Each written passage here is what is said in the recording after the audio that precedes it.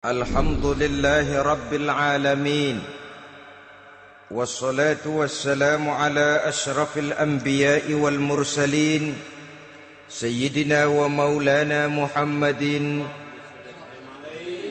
wa ala alihi wa ashabihil mujahidin at-tahirin. Amma ba'du. Saudara-saudara kaum muslimin seiman dan sekeyakinan yang berbahagia, pada suatu hari seketika sedang berkumpul dengan para sahabat, Rasulullah pernah memberikan peringatan.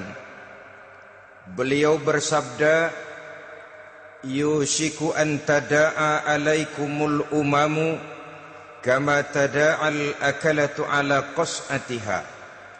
Pada suatu saat nanti akan datang di tengah-tengah kamu, wahai umat Islam, di mana orang-orang lain di sekeliling kamu akan bersatu mengerubungi kamu seperti bersatunya orang-orang mengerubungi makanan di atas meja hidangan.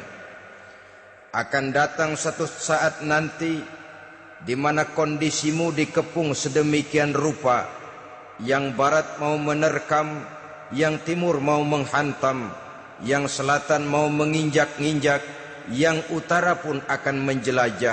Kondisimu seperti makanan di atas meja hidangan. Sebagian sahabat merasa heran dan terkejut, lalu mereka bertanya, "Amin qillati nahnu yauma izin ya Rasulullah?" Apakah jumlah kami pada waktu itu sedikit ya Rasul? Kami sampai dikepung sedemikian rupa? Beliau menjawab, "Bal antum yauma idzin katsir." Sama sekali tidak. Kamu tidak sedikit pada saat itu. Bahkan jumlahmu sangat banyak. Kamu adalah mayoritas. Walakinnakum ghusa'un ka ghusa'is sail. Tetapi keadaanmu saat itu persis seperti buih di lautan. Banyak tetapi centang perenang. Banyak tetapi tidak punya daya dan kekuatan. Banyak tapi dipermainkan gelombang lautan, dihempaskan ke tepian pantai tanpa punya makna dan arti. Kondisimu pada saat itu kuantitas yang tanpa kualitas, sehingga orang lain enak saja mengepung kamu. Akidahmu didangkalkan, dibanjiri dengan peradaban dan kebudayaan yang menjauhkan dari agama. Dari segi maksiat dan munkarat seluruhnya mengepung sampai kita melepaskan nilai-nilai Islam kita ini. Dan celakanya, sambung beliau, "Wal yanzi'anna fi qulubi aduwikumul mahabata minkum." Akan dicabut kehebatanmu di mata musuh-musuhmu, sehingga pada saat seperti itu orang lain memandangmu umat Islam enteng saja, remeh saja, tidak ada apa-apanya. Sudahlah, pokoknya umat Islam sikat saja. Umat Islam enteng, umat Islam kecil, umat Islam tidak ada apa-apanya. Alangkah ironinya, alangkah menyedihkannya, memilukan dan sekaligus memalukan. Umat yang mayoritas ini dipermainkan oleh yang minoritas. Umat yang jumlahnya terbesar, terbanyak, bahkan konon menurut catatan sampai 90%, tapi dipermainkan oleh mereka kelompok-kelompok kecil ini. Wal yakzifanna fi qulubikumul wahn. Pada saat itu di hatimu dicampakkanlah penyakit wahan. Sahabat kemudian bertanya, "Wa mal wahnu ya Rasulullah?" Apakah penyakit wahan itu ya Rasul? Beliau menjawab, "Hubbud dunya wa karahiyatul maut." Penyakit wahan itu tidak lain hubbud dunya wa karahiyatul maut. Terlalu cinta kepada dunia dan terlalu takut kepada mati. Materialistis dan takut resiko. Dua penyakit inilah yang menyebabkan walaupun umat ini mayoritas, tapi dipermainkan oleh yang minoritas. Walaupun dia golongan terbesar, tapi nasibnya seperti makanan di atas meja makan. Dari segala macam penjuru mau menghantam dia. Saudara-saudara kaum muslimin yang berbahagia, ini merupakan analisa sosial bahwa pada satu saat nanti akan terjadi di tengah-tengah umat di mana kita dihantam dan diserbu dari segala macam penjuru. Akidah didangkalkan, peradaban dan kebudayaan dirusak, makanan dan minuman diracuni, pakaian ditelanjangi dan lain sebagainya, sampai kita melepaskan nilai Islam yang kita cintai ini. Kondisi sosial ini satu saat akan datang kepada kita. Demikian analisa dan peringatan dari Rasulullah sallallahu alaihi wasallam. Marilah sekarang kita melihat, adalah benar bahwa di zaman sekarang kita insya Allah tidak akan mengalami perang Badar sehebat yang pernah dialami oleh Rasul dan para sahabatnya. Tetapi sesungguhnya perang yang kita hadapi di zaman sekarang ini tidak kalah hebatnya dengan perang Badar, tidak kurang dahsyatnya dengan perang Uhud, tidak kurang ngerinya dari perang Khandaq. Hanya saja yang kita hadapi sekarang ini bukan ujung pedang, bukan ujung tombak, bukan ujung panah. Yang kita hadapi sekarang ini adalah perang akidah, perang ideologi, perang mempertahankan keyakinan. Yang kalau kita kalah sekarang, kita memang masih beragama. Tetapi anak kita, cucu kita, generasi yang akan hidup 5, 10, 20, 30 tahun yang akan datang, wallahu a'lam bissawab. Islam, saudara-saudaraku, tidak mungkin hilang dari dunia. Tetapi tidak mustahil Islam gulung tikar dari desa kita. Tidak mustahil Islam gulung tikar dari kampung dan kota kita, jikalau kita tidak menjaganya, jikalau kita tidak memeliharanya, bahkan jikalau kita tidak mewariskannya kepada anak-anak kita, generasi yang akan datang. Marilah kita mengingat sejenak bagaimana Islam di Spanyol yang pernah jaya, pernah mewarnai daratan Eropa, dan yang sekarang hanya sekedar tinggal ceritanya saja. Ini pernah diperingatkan oleh Rasul dalam satu hadis, sayati ala ummati zamanun la yabqal Islam illa ismun wala minal Quran illa rasmun. Akan datang satu masa di tengah umatku di mana pada masa itu Islam ada tapi hanya tinggal sekedar namanya saja, dan Quran pun ada tapi cuma sekedar tinggal tulisannya saja. Apabila kita tidak mewariskan ini kepada generasi yang akan datang, maka serbuan-serbuan dari berbagai macam penjuru dari hari ke hari semakin kita rasakan kehebatannya. Tidak mustahil sejarah Spanyol akan terjadi di desa kita, akan terjadi di kampung kita, akan terjadi di kota kita. Orang Spanyol kalau mereka cerita kepada anaknya, mereka akan cerita, "Nak, di sini dulu ada masjid." Kapan, Pak? Dulu bener dah. Banyak orang Islam kalau hari Jumat pada sembahyang, kapan itu, Pak? Dulu sekali. Sekarang cuma sekedar tinggal ceritanya saja. Bukankah sesuatu yang sangat tidak mustahil apabila kita tidak menjaga dan mewariskan Islam ini kepada generasi yang akan datang, maka serbuan-serbuan akan membawakan hasil yang diinginkan oleh para penyerbu itu tadi. Kita sudah menjadi umat yang mayoritas, tetapi umat yang mayoritas ini menurut Rasul dikepung sedemikian rupa, akidahnya didangkalkan, peradaban dan kebudayaannya ditekan sedemikian rupa, kehidupan sosialnya dibuat individualis. Kemudian dari segi pergaulan, pakaian, makanan, minuman dan sebagainya diracuni, sampai dia tidak lagi berpegang teguh kepada agamanya. Dan dikala itu hilang kehebatan umat ini di mata musuh-musuhnya. Orang lain memandang kita ringan saja, enteng saja, satu umat yang sudah kehilangan wibawa. Padahal konon kabarnya kita mayoritas, tapi enak saja dikutak-kutik orang lain. Dan dikala itu di hati kita merajalela penyakit wahan. Penyakit wahan itu apa? Pertama, hubbud dunia, terlalu cinta kepada dunia.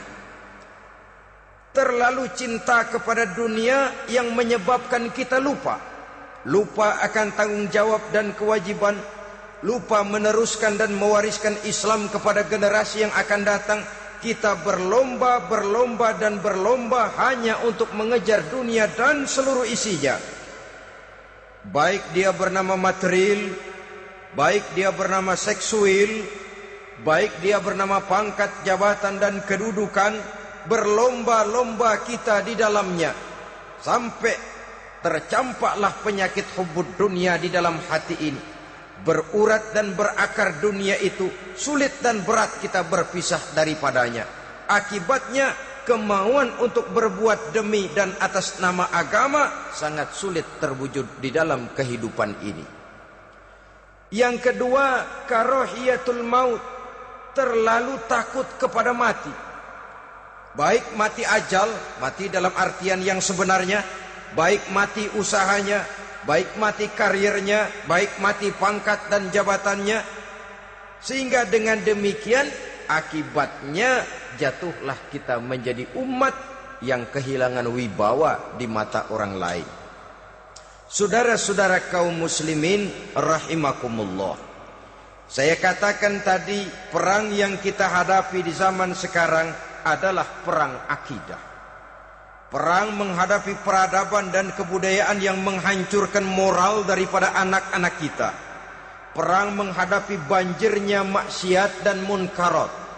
Yang di tengah-tengah itu, di samping berkewajiban menjaga diri dan keluarga, kita pun juga berkewajiban menjaga anak-anak kita, generasi yang akan datang, mengarahkan dan mendidik mereka sesuai dengan yang dikehendaki oleh Allah Subhanahu wa ta'ala.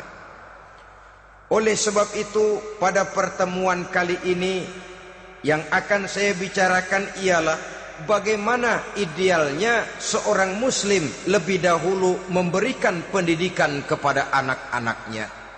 Di tengah satu situasi dan kondisi di mana serbuan datang silih berganti melanda dan menghantam umat Islam, kemana anak-anak kita ini harus kita arahkan? Karena kita orang tua mempunyai tanggung jawab. Anak adalah amanah, menyia-nyiakan amanah adalah dosa, dan dosa itu merupakan satu dosa yang besar. Bahkan orang tua bisa saja masuk neraka kalau tidak bertanggung jawab tentang anak-anaknya.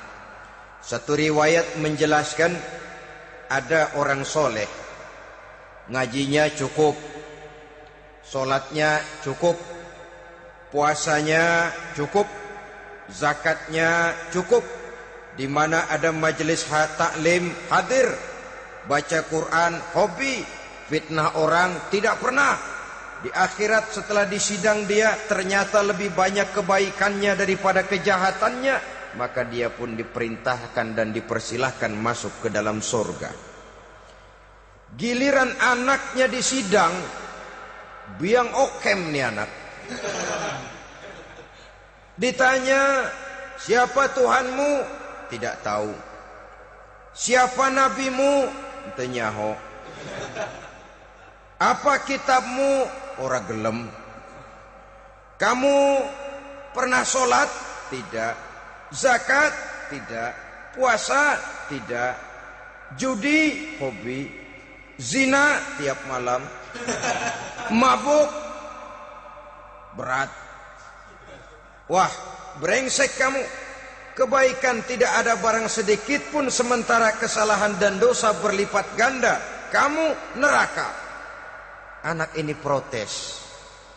Benar, saya tidak kenal siapa Tuhan saya. Saya tidak tahu siapa Nabi saya. Saya tidak tahu kitab suci dan kiblat saya. Saya tidak sholat, tidak zakat, tidak puasa. Tiap malam saya judi, saya zina, saya mabuk. Tapi saya kerjakan semua itu karena saya tidak tahu dan orang tua saya tidak pernah memberitahu saya. Dia enak-enakan hadir di majelis taklim, saya nyekek botol didiemin saja. Dia enak-enakan baca Quran, saya zina didiamkan saja. Saya bukan tidak mau, orang tua saya sama sekali tidak pernah mendidik saya. Dia mau benar sendiri. Maka kalau sekarang saya harus masuk ke dalam neraka, saya menuntut agar orang tua saya ikut sama-sama bergabung dengan saya ke dalam neraka. Gara-gara dia tuh saya jadi begini. Orang tuamu yang mana? Tuh, yang barusan mau ke surga. Ini orang tua yang sudah mau berangkat ke surga dipanggil. Sebentar dulu mas. Ini benar anak kamu? Iya pak. Waktu di dunia kamu tidak pernah ajarin dia ngaji? Sampai dia tidak kenal Tuhannya, tidak kenal nabinya, tidak kenal kiblat dan kitab sucinya? Iya pak. Dia tidak sholat, kamu diamkan saja. Dia tidak puasa, tidak zakat, kamu bersikap masa bodoh. Bahkan dia judi, dia zina, dia mabuk, kamu pun berdiam diri saja. Iya pak. Tahukah kamu bahwa anak ini adalah amanah? Menyia-nyiakan amanah artinya khianat, dan khianat adalah dosa yang sangat besar. Kamu tidak bertanggung jawab, maka kamu, anakmu gabung ke dalam neraka. Saudara-saudara kaum muslimin rahimakumullah, itu sebabnya Allah pesan benar-benar, ya ayyuhalladzina amanu qu anfusakum wa ahlikum nara. Hai orang-orang yang beriman, jaga dirimu dan keluargamu, istri, anak, orang-orang yang menjadi tanggung jawab dan kewajiban kita, jaga dan pelihara mereka dari api neraka. Saudara-saudara kaum muslimin, lalu kalau kita orang-orang tua yang hidup di zaman sekarang ini sudah sering beristighfar, mengurut dada, melihat situasi, membaca peta keadaan, konon tantangan yang akan dihadapi oleh anak-anak kita 15, 20, 25 tahun yang akan datang jauh lebih berat dari apa yang kita hadapi sekarang ini. Maka adalah wajar jika kita sebagai orang tua yang cinta kepada agama, cinta kepada anak-anak kita, berpikir untuk mewariskan nilai-nilai yang luhur ini kepada anak-anak kita generasi yang akan datang. Bagaimana pada mulanya kita harus mendidik mereka? Mari kita telusuri apa yang dicontohkan oleh Al-Quranul Karim. Orang-orang tua bijaksana yang diceritakan dalam Al-Quran, kalau sudah berpikir tentang anak-anaknya generasi yang akan datang, pendidikan pertama yang diberikan kepada anaknya ternyata adalah persoalan akidah. Nabi Ibrahim, pertanyaan yang paling merisaukan beliau buat anak cucunya ialah, ma ta'buduna min ba'di.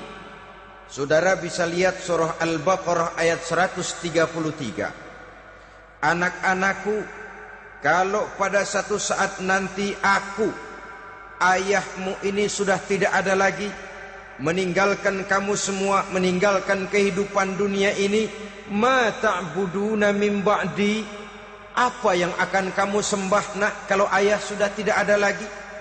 Jikalau ayahmu sekarang masih rajin ke masjid, melakukan rukuk dan sujud, i'tikaf dan membaca Quran, kalau satu saat ayahmu meninggalkan dunia ini, masihkah engkau mau ke dalam masjid? Masihkah engkau rukuk dan sujud? Masihkah engkau i'tikaf? Ma ta'buduna min ba'di, apa yang akan kamu sembah kalau aku ayahmu tidak ada lagi nak? Ditanamkan bukan hanya keyakinan bertauhid, sekaligus juga menyembah kepada Allah yang kita yakinkan dengan tauhid itu tadi. Bukankah berbeda dengan kita kebanyakan orang tua sekarang? Kita tidak pernah berpikir ma ta'buduna min ba'di, kalau bapak tidak ada kamu nyembah apa nak? Kita orang tua sekarang pagi-pagi malah berpikir ma ta'kuluna min ba'di, Kalau bapak nggak ada, kamu nanti makan apa, nak? Bukan nyembah apa yang kita pertanyakan, bukan nyembah apa yang kita khawatirkan, makan apa, nak? Maka yang dicari lalu sekolah-sekolah yang bonafit, yang tidak peduli apakah itu merusak imannya, mematikan akidahnya, menghancurkan keyakinannya. Yang penting ada jaminan hari depan bisa dapat lapangan kerja. Akibatnya berduyun-duyun orang-orang tua muslim menyekolahkan anaknya di sekolah-sekolah yang bukan Islam, yang nyata-nyata membahayakan akidahnya, dididik dengan kultur dan budaya yang bertentangan dengan nilai-nilai agamanya. Bukankah ini berarti merelakan anak untuk dikafirkan? Bukankah ini artinya menyerahkan anak untuk ditulis menurut selera para pendidik yang tidak sesuai dengan nilai akidah yang dimilikinya? Mengapa kita tidak berpikir seperti Nabi Ibrahim yang sebelum memberikan pendidikan kecerdasan, sebelum pendidikan matematika, IPS, PSPB dan disiplin ilmu lainnya, yang pertama ditanamkan, ma ta'buduna min ba'di, kalau ayahmu tidak ada, kamu menyembah apa, nak? Menyembah Allah apa nanti malah menyembah harta? Menyembah Allah apa nanti malah mendewa-dewakan pangkat dan jabatan? Menyembah Allah apa malah nanti menyembah alam? Itu yang dikhawatirkan Nabi Ibrahim kepada generasi yang akan datang. Dan itu saudara-saudara yang seharusnya mengkhawatirkan kita kepada anak-anak kita, generasi yang akan datang. Lihatlah serbuan akidah di zaman sekarang ini. Dimanfaatkan kemiskinan kita umat Islam. Diberikan kita tawaran berupa beras, pakaian, obat-obatan, kalau perlu beasiswa, asal bisa melepaskan keislaman kita ini.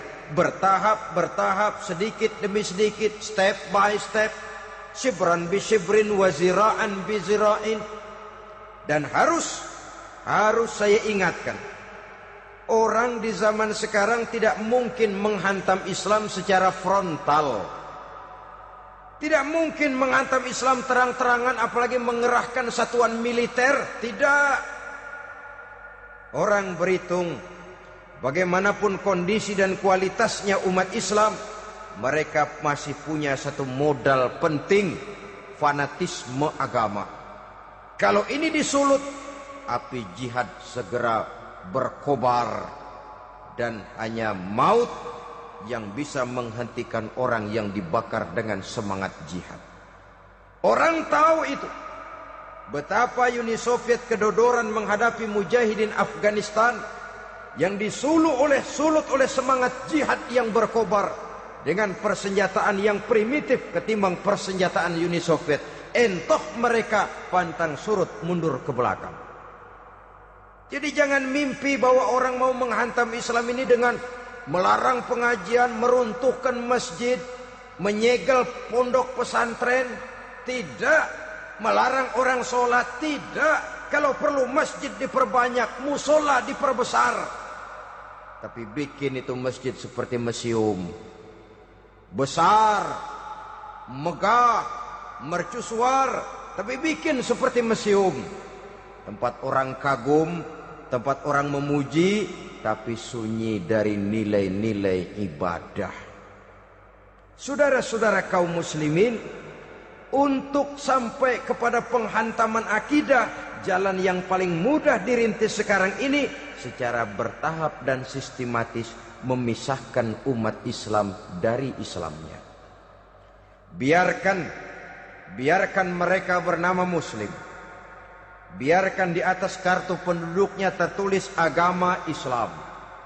Tapi tanamkan budaya-budaya yang menyebabkan cara bergaul mereka, cara berumah tangga mereka, cara bertetangga mereka, sampai kepada cara mereka berpakaian, cara mereka bergaul, cara mereka makan dan minum, cara mereka mendidik dan menyekolahkan anak, sama sekali tidak lagi mencerminkan nilai-nilai yang Islami. Itu sudah satu usaha yang paling praktis, memisahkan umat Islam dengan Islamnya. Kalau sadarlah kita ke arah ini usaha orang di zaman sekarang, maka yang harus pertama kita tanamkan kepada anak-anak kita, didik mereka dengan jiwa tauhid yang mengkristal di dalam batinnya, meresap sampai ke tulang sumsumnya, yang tidak akan sampai pun nyawa berpisah dari badannya, akidah itu tidak akan berpisah dari hatinya. Bahkan dia sanggup dengan tegar berkata, lebih baik saya melarat karena mempertahankan iman daripada hidup mewah dengan menjual akidah. Satu khittah, satu garis kehidupan yang perlu kita wariskan kepada anak-anak kita, generasi yang akan datang. Dahulu ada satu tradisi, saudara-saudara. Kalau anak gadis kita dilamar orang lalu bertanya, anakmu mau ngelamar gadis saya, apa sudah khatam Quran berapa kali? Apa sudah bisa baca kitab macam-macam dan lain sebagainya? Sehingga lahirlah satu kebanggaan. Apapun motifnya, tapi pertanyaan semacam ini zaman sekarang sudah langka. Paling-paling yang ditanya kalau anaknya dilamar orang, anakmu kerja di mana? Gajinya sebulan berapa? Kendaraannya bebek apa soang apa-apa? Itu yang kita pertanyakan, berkisar di seputar materi, kerja, job, status sosial dan lain sebagainya. Perkara bisa baca Quran atau tidak, nomor 18. Perkara sembahyangnya rajin apa tidak, nomor 36. Saudara hadirin, akibatnya terjadi pergeseran nilai. Maka mendidik anak menurut tuntunan Quran adalah seperti yang diberikan contoh oleh Luqmanul Hakim, yang diceritakan dalam surah Luqman mulai ayat 11 dan selanjutnya. Apa pendidikan pertama yang harus kita berikan kepada anak? Pertama, ya bunayya la tusyrik billah. Wahai anakku, jangan sekali-kali engkau menyekutukan Allah nak. Jaga tauhid, pelihara iman, mantapkan akidah. Ini dasar yang pertama. Belum lagi anak mengenal berbagai macam disiplin ilmu, yang pertama ditanamkan tauhid. Ini yang mendasari kehidupan. Ini yang akan menjadi mewarnai dan menjadi warna dari kepribadian seseorang. Sentuhan jiwa tauhid di dalam diri si anak. Belum lagi sempat dia kenal yang lain. Yang pertama yang kita tanamkan, kita wariskan, kita berikan, la tusyrik billah. Jangan sekali-kali menyekutukan Allah nak. Kalau ini sudah tertanam, ini sudah merupakan satu fondasi yang kuat. Selebihnya nanti tinggal melihat bakat si anak, kemana dia harus dididik ini. Yang terpenting nilai iman lebih dahulu tanamkan. Dan untuk menghancurkan nilai keimanan, saudara-saudara, saya katakan, ingatkan kepada hadis di awal tadi, dikepung kita dari berbagai macam penjuru agar bila bisa melepaskan nilai-nilai iman dan keyakinan. Proses pendangkalan akidah, ditanamkan keraguan kepada agama, ditanamkan rasa malu beragama.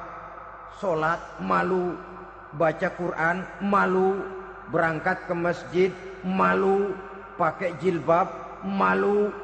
Ditanamkan rasa malu beragama, sehingga bertahap sedikit demi sedikit kita mulai berpisah dengan kehidupan beragama.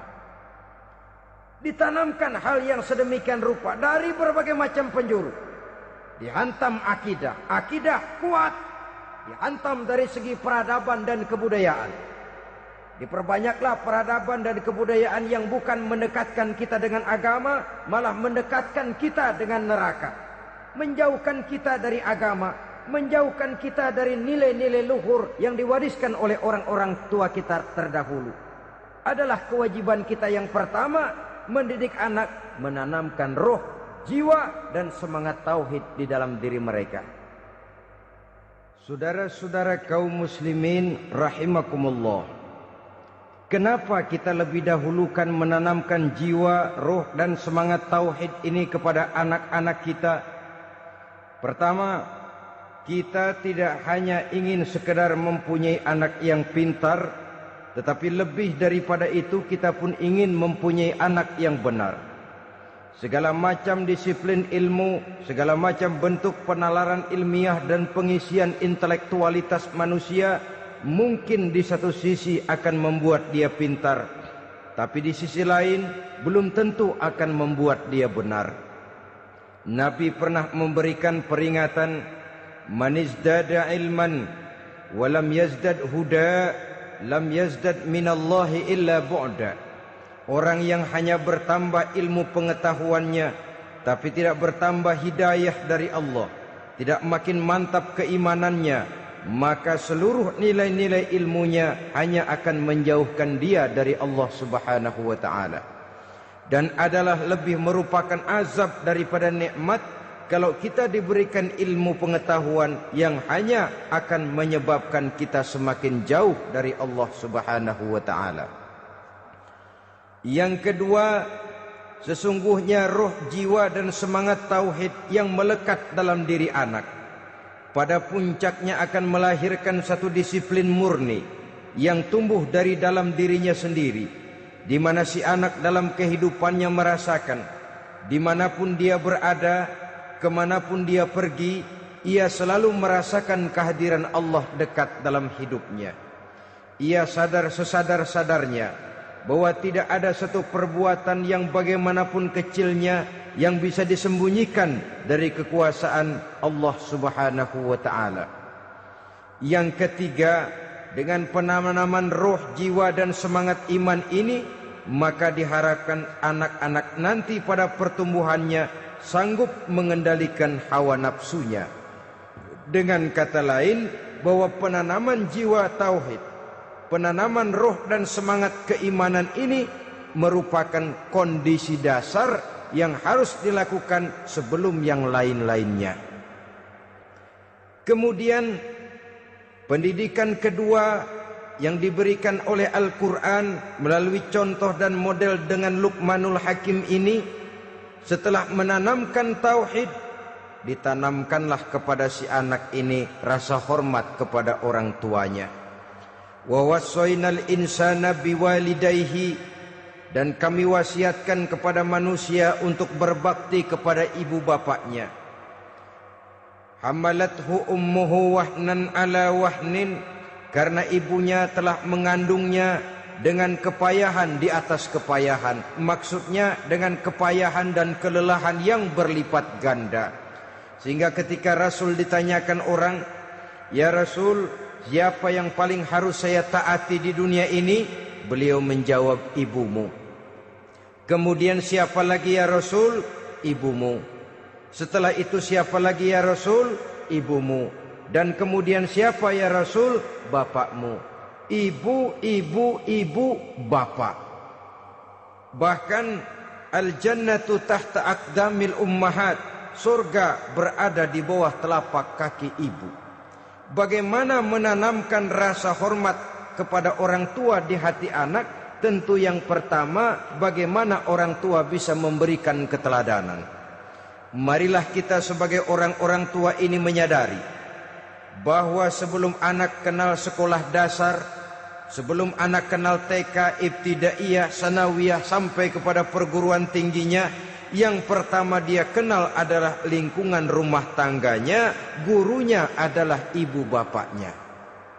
Di sini berlakulah apa yang dinamakan keteladanan. Keteladanan jauh lebih berhasil daripada sekedar teori-teori yang muluk. Keteladanan jauh lebih berhasil daripada berbagai macam indoktrinasi dan penataran. Kurangnya keteladanan akan menyebabkan anak mencari pola. Apabila kita orang tua ini tidak bisa memberikan keteladanan yang baik kepada anak-anak kita, maka pada suatu saat anak-anak akan menganggap enteng dan kehilangan wibawa kita sebagai orang tua di mata mereka. Dikala itu akan sangat sulit kita membentuk kepribadian mereka. Bukankah di zaman sekarang ini kita banyak mengalami krisis wibawa, krisis figur? Ada yang karena rapotnya merah melulu, gurunya dikeroyokin. Pak guru pulang sekolah dicegat. Bahkan nyaris ada orang tua pernah dibunuh oleh anaknya sendiri. Dan lain sebagainya, kasus-kasus yang sebenarnya tidak perlu terjadi. Karena memang bukan saja bertentangan dengan nilai budaya kita sebagai bangsa, tapi juga bertentangan dengan ajaran agama kita sendiri. Krisis wibawa, krisis figur, yang juga akibatnya harus kita sadari banyak faktor yang membentuk kepribadian anak. Pergaulannya, yang dibacanya, yang ditontonnya, yang disaksikannya di dalam kehidupan. Benar kita menyekolahkan mereka, tapi berapa jam mereka di sekolah? 6 jam, 7 jam paling lama. Sedangkan mereka hidup satu hari satu malam 24 jam. Kalau cuma 7 jam di sekolah, ini berarti lebih banyak dia di luar sekolah. Dan di luar sekolah itu artinya ya rumah tangganya, ya temannya, ya lingkungan di mana dia tinggal, yang seluruhnya sangat besar pengaruhnya dalam ikut membentuk kepribadian anak-anak kita. Saya katakan tadi, di samping kita menghadapi perang akidah, kita pun berhadapan di dalam perang menghadapi peradaban dan kebudayaan yang bukan saja menjauhkan kita dari agama, tetapi sanggup menghancurkan moral daripada anak-anak kita. Secara pribadi, saudara-saudara, saya iri, saya kagum misalnya dengan kemajuan yang diperoleh oleh negara tetangga kita, Jepang misalnya. Padahal tahun 45 ia pun hancur lebur oleh meledaknya atom di Hiroshima dan Nagasaki. Tapi bagai satu tenaga raksasa kemudian Jepang bangkit menjadi satu negara superpower di Asia. Bahkan gurunya saja Amerika sekarang ini kewalahan menghadapi perang dagang dengan Jepang ini. Dan yang menarik, Jepang bisa maju dan modern dengan tetap menjadi Jepang, tanpa harus kehilangan identitasnya sebagai satu bangsa, tanpa harus kehilangan kepribadiannya sebagai satu bangsa. Sebagai negara yang sedang berkembang, kita sering latah. Kita ingin meniru Barat, tapi bukan teknologinya, westernisasinya yang kita tiru. Bukan isinya, kulitnya yang kita ambil. Akibatnya apa? Modernnya belum, orangnya sudah Barat. Bergaulnya sudah cara Barat, berumah tangganya sudah cara Barat, berpakaiannya sudah cara Barat, mendidik anaknya sudah cara Barat. Di mana ketemu orang tua cukup hello daddy. Kulitnya kita ambil, sementara isinya kita campakkan. Ironi dan menyedihkan. Padahal kita sesungguhnya bisa maju dan modern, bisa mengejar segala ketinggalan dan keterbelakangan kita dengan tetap menjaga nilai-nilai luhur budaya kita sebagai satu bangsa, mengambil isinya, dan kalau memang tidak perlu lalu mencampakkan kulitnya. Pengaruh peradaban dan kebudayaan yang menghancurkan moral daripada anak-anak kita oleh pesatnya arus teknologi, oleh pesatnya arus komunikasi, di mana hal-hal yang terjadi di belahan dunia lain dapat kita saksikan hari ini juga melalui layar televisi. Yang terjadi di Amerika, di Eropa, di Afrika, di ujung dunia yang paling ujung sekalipun. Di ujung dunia yang paling ujung, hari ini kejadian, hari ini sudah bisa kita saksikan. Pesatnya arus komunikasi, kalau jatuh ke tangan anak-anak kita yang belum mempunyai filter, daya saring positif, akan dicerna oleh mereka tanpa memilah dan memilih. Akibatnya orang kampung bilang kelolodan. Makan nggak dikunyah lagi, tentu saja akhirnya kelolodan. Dan kalau sudah kelolodan, menyusahkan kita seluruhnya. Oleh karena itu budaya menghormati orang tua perlu dijaga, perlu dipelihara dan diwariskan kepada anak-anak kita.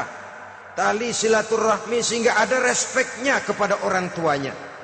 Jangan bapaknya dianggap CS, ibunya dianggap CS, kakeknya dianggap CS. Hilang rasa respek, hilang rasa menghormati. Sementara orang tua sendiri tidak bisa memberikan keteladanan, kurang mendapat perhatian dan lain sebagainya. Apalagi kalau baik ibu maupun bapak adalah orang-orang karier yang setiap hari sibuk menghadapi tugas masing-masing. Bapak sibuk rapat, pindah kantor sana kantor sini, ibu sibuk arisan, besarlah anak-anak di tangan pembantu dan lain sebagainya, sehingga dia merasa kurang mendapat perhatian, dan ini akan ikut membentuk warna dari kepribadian yang dimilikinya. Sampai kepada pelosok-pelosok desa, jaringan televisi memang menguntungkan.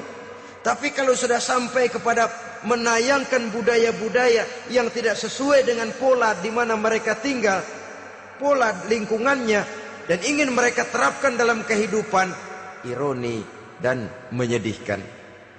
Maka sering dikatakan, jikalau ABRI masuk desa, rakyat beruntung. Jikalau listrik masuk desa, rumah jadi terang. Jikalau koran masuk desa, rakyat jadi cerdas. Jikalau hakim masuk desa, rakyat lalu sadar hukum. Tapi jikalau maksiat dan munkarat masuk desa, minuman keras masuk desa, judi masuk desa, pelacuran masuk desa, rakyat tentu kiamat.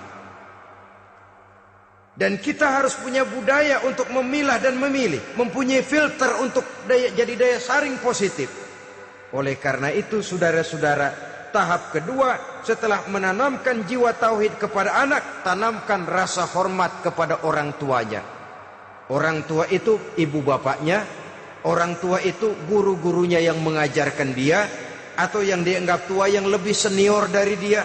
Karena tidak ada satu peradaban yang berdiri sendiri. Bagaimanapun maju dan modernnya kita sekarang, tentu merupakan mata rantai yang berkaitan dari generasi terdahulu. Ini yang kedua. Setelah tauhid, berbakti kepada ibu dan bapak. Tidak ada satu kebahagiaan yang bisa ditegakkan di dunia ini tanpa doa, tanpa restu daripada ibu dan bapak. Ini keramat hidup. Doanya dikabul Allah dan kutubnya juga dikabul oleh Allah Subhanahu wa ta'ala. Jadi mendidik anak setelah menanamkan jiwa tauhid, menanamkan rasa hormat dan taat berbakti kepada ibu bapaknya. Itu yang kedua. Kemudian yang ketiga, melalui model Luqman, Quran mendorong kita untuk mendidik anak, menanamkan etika otonom. Apa itu? Ya bunayya, innaha in takum mithqala habbatin min khardalin fatakun fi sakhratin aw fis samawati aw fil ardi ya'ti bihallah. Wahai anakku, sesungguhnya kalau ada satu kebaikan yang kamu kerjakan, kecil, tidak nampak oleh pandangan mata yang zahir, yang kecil itu tersembunyi di puncak langit, di dasar bumi yang paling dalam, atau di tengah batu hitam sekalipun, Allah pasti mengetahuinya dan pasti akan memberikan balasan yang seadil-adilnya. Pendidikan apa ini? Pendidikan moral, menanamkan etika otonom. Nah, kau berbuat baik jangan karena dilihat orang. Kau tidak mau melakukan kejahatan jangan cuma karena ada polisi. Kalau ada polisi kau tidak mau jahat, kucing juga begitu. Coba lihat kucing, taruh ikan asin di piring kaleng, tongkrongin. Aduh, kucing kalem, sopan, tenang. Sedikit kita lengah, habis ikan digarap. Tapi ditanamkan satu kesadaran, kemanapun kau pergi, apapun yang kau kerjakan, tersembunyi di tengah batu, di dasar bumi, di puncak langit, Allah pasti tahu. Dalam bahasa yang ringan, kita ini diawasi oleh dua hiperkomputer yang maha sensitif, produksi langit mereknya Rokib dan Atid. Itu komputer yang sangat peka dan sensitif. Jangankan kita berbuat, kita berniat baik saja, komputer sudah nyatat sendiri. Inilah yang orang sekarang namakan waskat, pengawasan malaikat. Kalau hidup sudah merasa diawasi oleh malaikat, waskat berhasil. Tapi kalau waskat sudah diawasi malah nekat, itu yang gagal. Atau yang diawasi dan yang mengawasi sama-sama sepakat, itu juga bisa cincai. Saudara-saudara kaum muslimin rahimakumullah, waskat dalam pengertian kita muslim, bagaimana hidup ini merasakan diawasi oleh malaikat. Intelektualitas yang tinggi sekalipun, IQ yang nilainya plus sekalipun, disiplin ilmu yang bagaimanapun banyak yang memenuhi benak kita, tanpa diiringi oleh etika otonom, orang sering mencari celah dan kesempatan. Mencari celah dan kesempatan. Tapi kalau sudah merasa, kemanapun saya pergi, dimanapun saya berada, kebaikan bagaimanapun sekecilnya saya lakukan, toh Allah pasti akan memberikan balasan. In khairan fa khairun, wa in syarran fa syarrun. Jikalau baik, baik balasan yang kita terima. Jikalau jahat, jahat kejahatan yang kita terima. Kalau sudah ke arah ini kita berpikir, maka sesungguhnya kalau kita berbuat baik kepada orang lain, hakikatnya kita sudah berbuat baik kepada diri kita sendiri. Lalu tidak ada merasa rugi berbuat baik kepada orang. Karena manakala dia melakukan kebaikan kepada orang lain, artinya dia sudah berbuat baik untuk dirinya sendiri. Jadi setelah tauhid, kemudian berbakti kepada ibu bapak, yang ketiga baru pendidikan tentang akhlak, tentang moral. Pola ini yang sering terlupakan oleh kita, bahwa bagi kita itu pendidikan tidak lain upaya mencerdaskan otak anak. Jangan sampai sebab ini kelihatannya pembangunan makin maju, persaingan hidup makin tajam, tensi ekonomi semakin tinggi, sementara jumlah tenaga kerja dengan lapangan kerja yang tersedia jauh dari mencukupi. Jikalau tidak membekali anak dengan pendidikan yang menunjang lapangan pekerjaan, orang tua khawatir, takut sekali anaknya jadi gelandangan. Dikhawatirkannya kehidupan dunia ini, sementara dia lupa kalau anaknya bisa jadi gelandangan di akhirat. Padahal selama-lamanya gelandangan di dunia paling seumur manusia itu 60 tahun, 70 tahun lah umur orang sekarang. 70 itu sudah luar biasa itu. Tapi kalau harus menggelandang di akhirat, menjadi gelandangan di akhirat, alangkah menyedihkannya.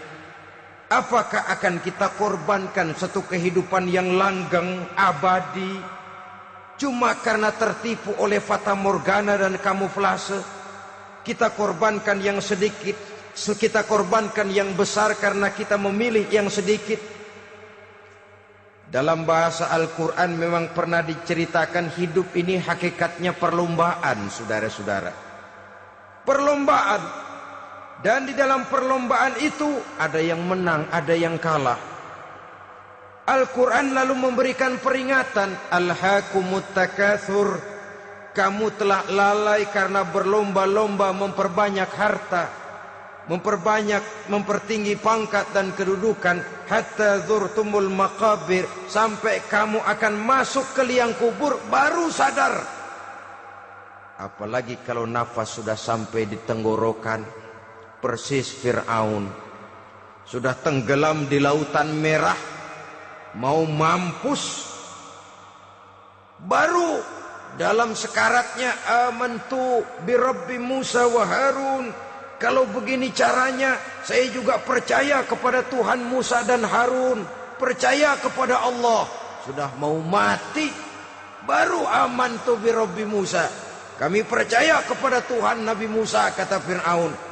Malaikat maut kesal benar, dilelepin terus di laut, mampus tuh sekalian. Hidup ini memang kita berlomba. berlomba dengan waktu, berlomba dengan umur, berlomba dengan tenaga, berlomba dengan tetangga. Yang jangankan kita sampai mundur, berhenti saja sejenak, kita akan ditinggalkan oleh yang lain. Tiada kata mundur, bahkan tiada kata berhenti. Sekali kita melangkah, melangkahlah terus. Tapi berlombalah seperti yang dikehendaki Quran. Fastabiqul khairat. Berlomba-lombalah di dalam kebajikan. Jangan berlomba-lomba di dalam kemaksiatan, kemunkaran, kejahatan. Berlombalah dalam urusan kebaikan. Saudara-saudara kaum muslimin rahimakumullah. Tauhid, berbakti kepada ibu bapa, kemudian pendidikan tentang moral.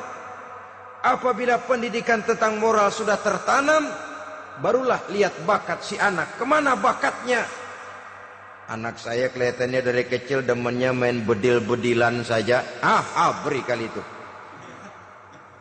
Kirim ke Magelang, masukkan akabri. Tapi dengan syarat 3 itu tadi.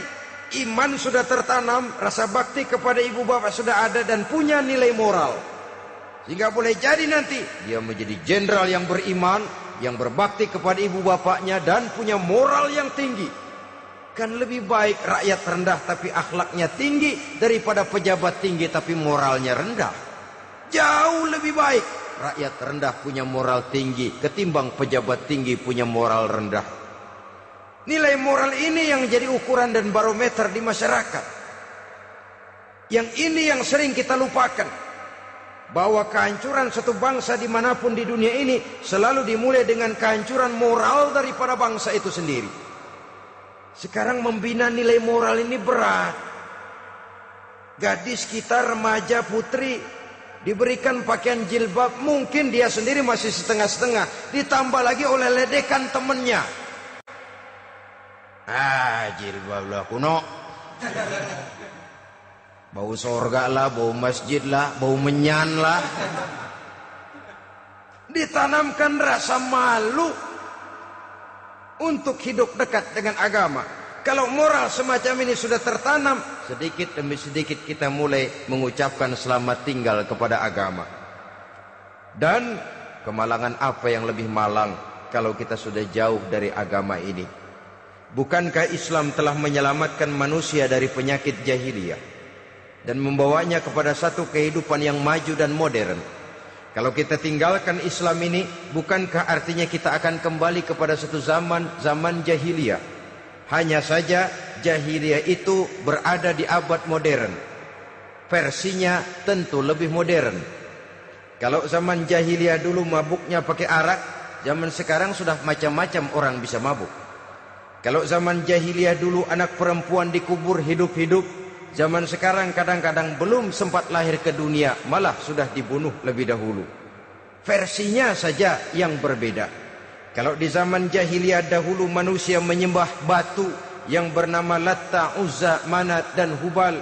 Di zaman jahiliyah modern sekarang ini, orang sering menyembah kepala bagiannya, sering menyembah atasannya, sering menyembah komputer, sering menyembah teknologi modern yang lebih diyakininya daripada Allah sebagai keyakinan sentral di dalam hidupnya. Saudara-saudara kaum muslimin rahimakumullah.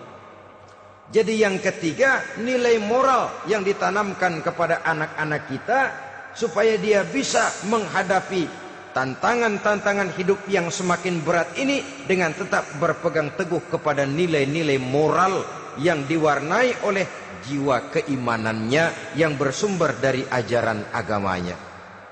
3. Kemudian yang keempat, barulah tatanan kehidupan sehari-hari. Apa kata Luqman? Ya bunayya aqimis shalah. Setelah bertauhid, berbakti kepada ibu bapa, punya nilai moral. Ya bunayya aqimis shalah, nak dirikan solat. Rumah tangga muslim. Anak berumur 7 tahun sudah berani meninggalkan solat. Kata Nabi, pukul. Bukan untuk menyakiti, untuk mendidik. Karena sayang kepada anak. Saudara-saudara, kita khawatir betul kepada anak. Kalau dia pulang dari sekolah, Buru-buru kita sebagai orang tua bertanya, sudah makan nak? Sudah istirahat nak? Tapi jarang kita sebagai orang tua melontarkan, sudah sholat nak? Bahkan kita bisa memberikan sugesti kepada anak. Nah, kalau kau naik kelas 1 sampai naik ke kelas 2, bapak beliin sepeda. Tamat SD nak, motor. Tamat SMP nak, ke Bali kita. Tamat SMA nak, Singapura. Saudara-saudara, tapi kalau untuk urusan sholat misalnya, kita tidak pernah memberikan sugesti kepada anak-anak kita. Nah, kalau kau hafal Fatihah lengkap dengan artinya, bapak beliin sepatu.